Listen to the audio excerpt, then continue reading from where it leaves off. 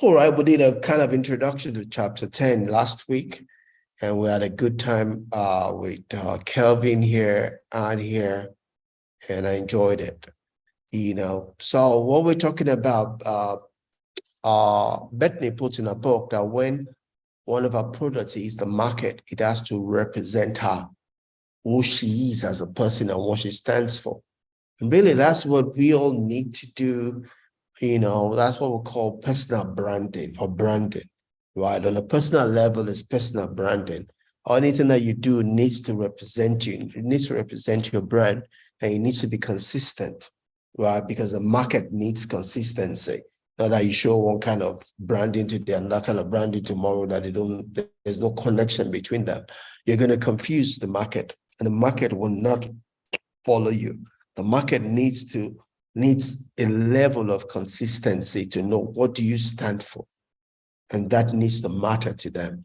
The Presley would say that our values are like our fingerprints, and and our fingerprints are different, but everywhere you go, people you leave your spirit, you leave a part of you there, you leave your fingerprint there, and that's what people know you for, right?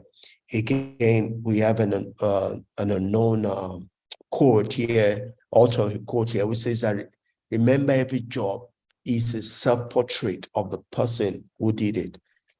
So every job you do, no, don't take any for granted because it leaves a stampage of yourself in it, right? And I love Benjamin Franklin, puts this old printing press quote. It says the bitterness of poor quality remains long after the sweetness of low price is forgotten, right? This kind of close to the printing press. The printing press equivalent is that the quality of your work will be long remembered after the speed with which you delivered it is forgotten, right? It's not about speed, it's not about price, it's about quality. And that's what Maya tells us, that people will remember you long for the way you made them feel, right? After they've forgotten what you did or what you said. Is that emotional feeling that remains. And that emotional feeling is brought up by quality, is brought up by the emotion that the qualities of what you are delivering, brings up in people, right? The people don't buy product because of the price, the price product because of the reason for the people who made them, right? They fall in love with the producers, with the marketers before they fall in love with the product itself, right? So if it comes from a good heart, that spirit will sell, right? Products don't sell. There's a spirit behind them that sell, that make a difference, and whatever you're into, you need to have that spirit. And it needs to be one that you can be proud of. Because if you're not proud of it, other people will not be proud of it, right? It needs to come from a place of pride, a place of ownership for it to sell, right? So,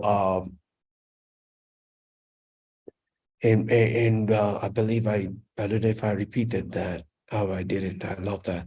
And Bethany would say, I don't take a smash and grab approach. I want my efforts to have a lasting value, which is tallies with the printing press quote, right? The quality, how you feel, made the people feel, will be long remembered after they've forgotten about how fast you did it or how cheap you produced it, right? Always go for the long term. Always go for that which you are proud of. Always go for that which you want to be remembered for. That's important, right? And that's that's what you need to protect in your business and in all that you do, right? And I do that, like Kevin laid testament to last week. Everything that we do is measured. We don't just do anything, right? In our business, everything is measured and for a reason, for purpose, right? So authenticity and quality are core values, that one needs to hold high, right? Meaning that the standards you set, will be tested, right? So therefore, you are going to have to make hard decisions, at several times along the process. Oliver Goldsmith says that to aim at excellence, our reputation and friends and all must be ventured, right? They're going to be tested, right? Because not everybody will stay with with your value system. People will want to compromise. People want to go the easy way, the seeming easy way, right? The seeming cheap way, the seeming fast way. But if it's important to you, you need to hold your head up and wait for that which deserves you, deserves your personality, right? So sometimes it means that you have to say bye-bye to some people, some friends, you have to ask yourself what's more important to you, your goal, your purpose, your destiny, your legacy. Those are questions that need to be asked along the way, because people are going to test that which you hold to, you say you hold dear to you. Life will test it, people will test it, the system will test it. High Iron Round in a book, Atlas Strong, also wrote something close to this. He says that fight for the value of your person. Because if you say this is your value, it will be tested, right? So if it's truly your value, then you'll fight for it. If it's not your value, you will let go. Because everything you say is your value will be tested. So you will need to fight for it if it's truly your value. We say fight for the virtue of your pride, right? Fight for the essence of that which is man, for his sovereign rational mind, fight with radiant certainty and the absolute rectitude of knowing that yours is the morality of life, and that yours is a battle for any achievement, any value, any grandeur, any goodness, any joy has ever existed in this earth, right? So if you're going to hold on to a value, you're going to fight for it. You're going to have to defend it, right? Uh, so, so, as Bethany puts in the book, protecting the ram in all business is about quality control. It's about making sure that things meet up to the standard, the picture, the vision that you have in your mind, that you set for yourself, So you're going to have to go the extra mile to get it. Everybody goes so far, but you might have to go the extra mile because you have a higher standard, a seeming higher value. You're going to have to defend it. You're going to have to invest for it, right? So Wolf Park, a chef, they speak in this wise, that Bethany captured in the book. And it says that I have run my business for 40 years. I do not want to work for anybody because I love what I do. So I don't want anyone to tell me that I have to lower my food cost by buying frozen shrimp or lower quality beef or produce that isn't fresh from the farmer's market. I want to run the business the way I see it. See, he had to stay the part, and not go the way every other person is. He had to differentiate himself. And that's where the money comes from, right? So that is the way to protect the RAM, by keeping control of what's important, the quality of your results, right?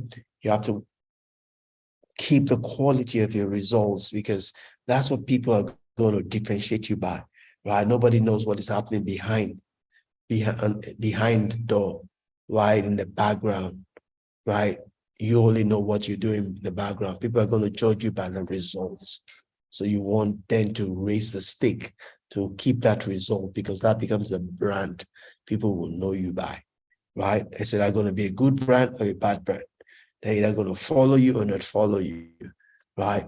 So, and Bethany says, I prayed from a place of truth, not fear, right?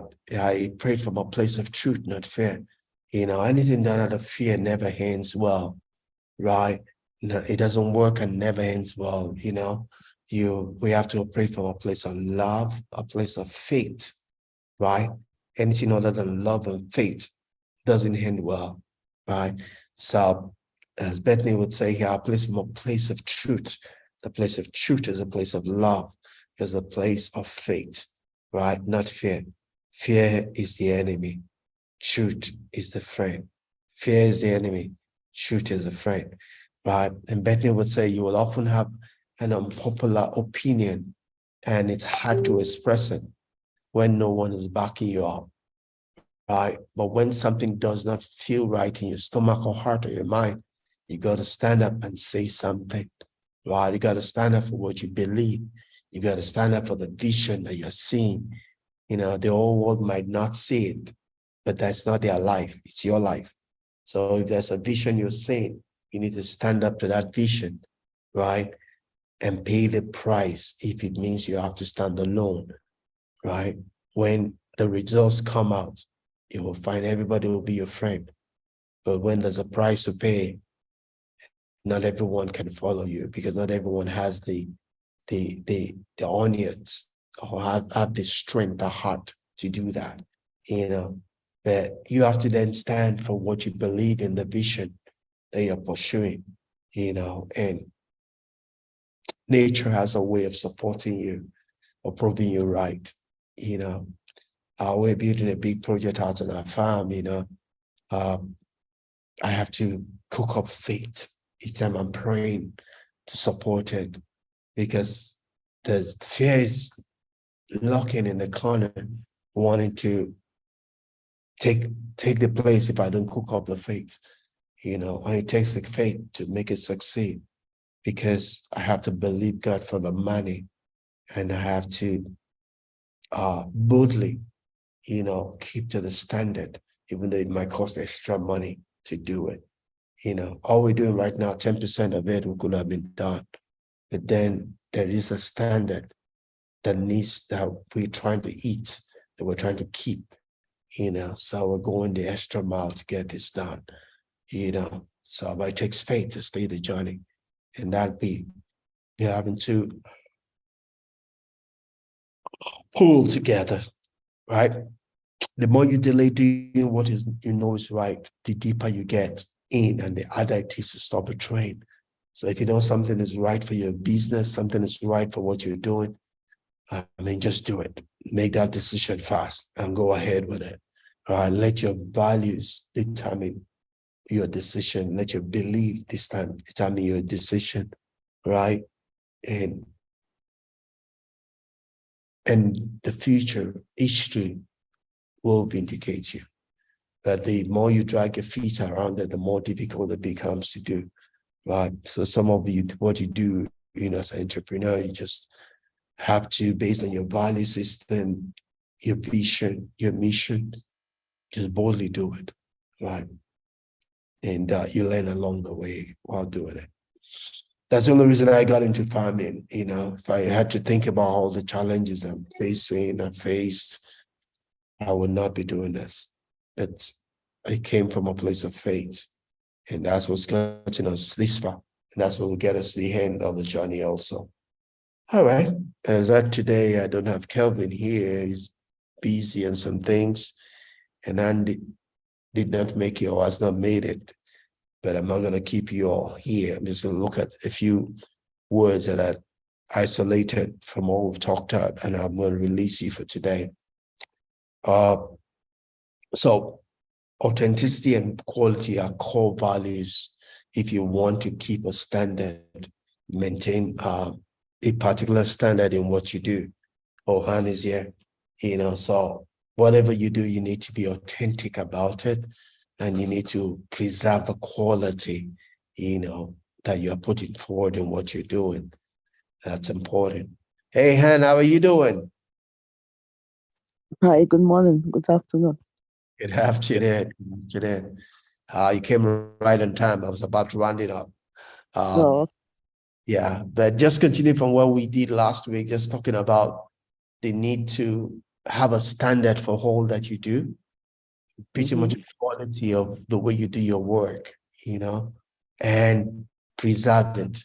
Because whatsoever thing, a high metric you hold yourself to, a lot of which we have spoken about at different times here, you know that there are always distractions that want to get you away from it. There are people that will probably look down on the priority of giving, to taking care of your children. Not everybody does that. For some people, their career is probably more important to them than that. So there will be temptations left, right, and center to distract you or get you away from what you have set for yourself as a standard. So all we're talking about here is the need to stay the course, on whatever it is that you have set for yourself as a quality, a standard, a value system, as it were. You get? Right. Yeah. So here is just talking about in preserving your core values, you need to be authentic and you need to have quality. There's no use being who you're not. You are who you are with your limitations and your strengths. That's what makes us human. We're not just made of strengths. We have weaknesses also. We have limitations also. That's why we're human. And there's nothing wrong in being human. Being human is actually a strength, not a weakness, right? So in being human, we need to respect our being human, and not try to be what we are not, right? Because once you're what you're not, you become it's going to come out at some point in time that you're not it. Yeah, I mean, you can only pretend for so long, But when you pretend, you're telling other people that you're better than them. So it truly, not being authentic is a place of pride because you're trying to be what you're not. Whether you're trying to say you're strong, you're a pastor, you can do this, not do this, but life is going to hit you and the truth is going to come out. Mainly for the public, public don't like people that are not authentic because irrespective of how bad you are, the public would rather have you tell them, this is who I am. And everybody's going to respect you for who you are. But, people get into trouble when they try to be what they're not. And when the public finds out, they give them the biggest beating, for just not being authentic. I've had to read several stories of people, including Oprah Winfrey. And she's talked about that she's made so much money just by being authentic. I've had people who have talked about, they've made it in their career just because they had to accept who they are, and rather play to their strength rather than struggling to work with their weakness. You get what I'm trying to say? Yes. Yeah. So there's nothing wrong in accepting who you are. And a bit of that, for me, growing up as an introvert who also grew up as a shy person, you come to Christianity and you hear all of those fake testimony of someone saying, oh, because I gave my life to Jesus and somehow the Holy Ghost takes away the shyness away. Yeah. In a few instances, maybe there's that miraculous story, but that's not true for everybody. And that's not really the way God works, right? Because Right. there are steps to moving from being a shy person to being a bold person, right? Your mind needs to be renewed because the mind thing, it's not a spirit thing. It's not like a demon, shyness is a weakness, no doubt, but it's not necessarily a demon per se. It's just a lack of understanding. It's a lack of the right focus, right? Right. And you need to understand that. And mere understanding that you can change that. But that's not to say that it will go away 100%. There will always be circumstances where it will always try to get back at you. But then because you have the right understanding, you can overcome it with the understanding, right? It's not a hocus pocus. This day I'm not shy. That day I'm shy. It's, Yeah. yeah, something that can be understood and overcome, right? Right.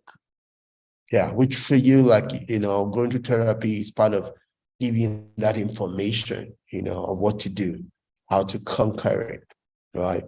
And Right. yeah, so it's getting that information. Same thing they do when they do what do you call that thing? CBT, cognitive behavior therapy, right? Right. It, CBT. Yeah. Mm-hmm. it's teaching the people, giving them the tools to help them against the things they are fighting against, right? So once you know those tools, you can apply it. And those tools are for you at that very early time, But as you gain understanding of the things you're battling with, you get more victories and all of that. Yeah. Right. Right. So I mean, I created this quote by Ayn Rand also. Uh, she in her book Atlas Shrugged. I've read the book. I have the book. But it's actually a translation. I think it was written originally in Russian. It was translated to English, so not necessarily the best of the modern reading, but a lot of people have gotten a whole lot of value out of that book, So I have the treasure more from reading all the quotes people have put together coming from the book. But she talks about the fact that you have to fight for the value of your person. Every value will be contested, right? If you say this is your value to be tested, if you say I'm a Christian, it will be tested. If you say I don't steal, it will be tested. If you say I love my children, tested. It's just the way life is. Every value will be tested. So you then have to rise to the occasion, because when you win the test, that is truly a value to you, right? Because life will always bring things that will compete with your value. What you do in those circumstances and moments determines what your true value is, right? She talks about the need to fight for the virtue of your pride. Whatever it is there's a virtue for you, it'll be tested. Fight for the essence that which is man, right? Whatever it is, your mission, your essence, everything. Life will test you.